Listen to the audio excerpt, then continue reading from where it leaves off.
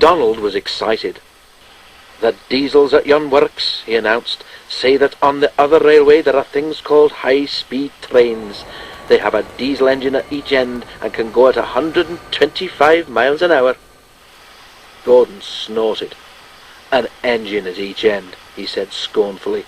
"There's only one of me, but I bet I can go as fast as those smelly boxes on wheels.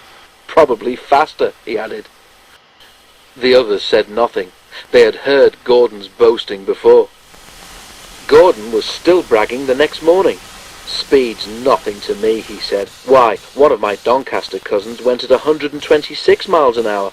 I'll show these diesels a thing or two. Just you wait and see." He puffed grandly towards the station.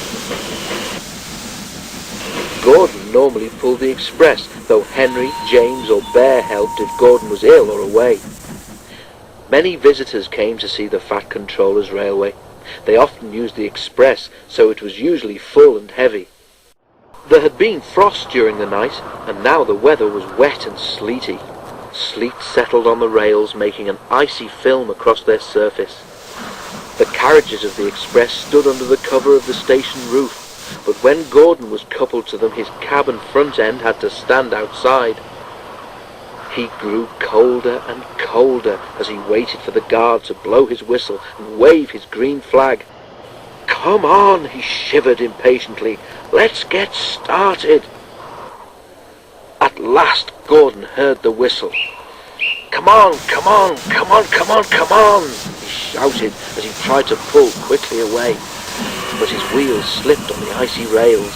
The sudden movement made water in his boiler surge forward, and Gordon's driver could not shut off steam.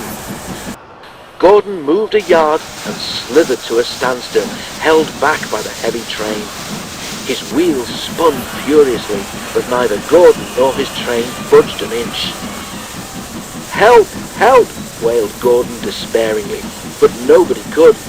His wheels spun until his rods ached, but he could do nothing to stop them. His driver tried every trick he knew. An inspector came and tried some more, but it was no good. The Fat Controller came to see what the fuss was about. He said several things to Gordon, but Gordon was making so much noise that he couldn't hear them. Sparks showered from the rails, but Gordon's wheels went on spinning. It was a quarter of an hour before Gordon had used up all his steam. Reduced pressure allowed the driver to close the regulator, and with a deep sigh of relief, Gordon felt his wheels stop turning. The silence was amazing. Donald came to take Gordon to the shed, and Henry came to pull the express.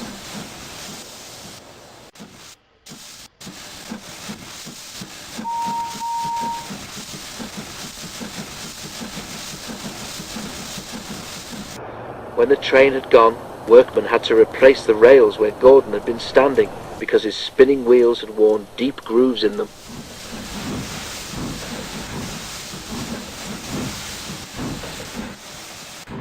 The shed was empty. Donald tactfully remembered another job and left Gordon on his own.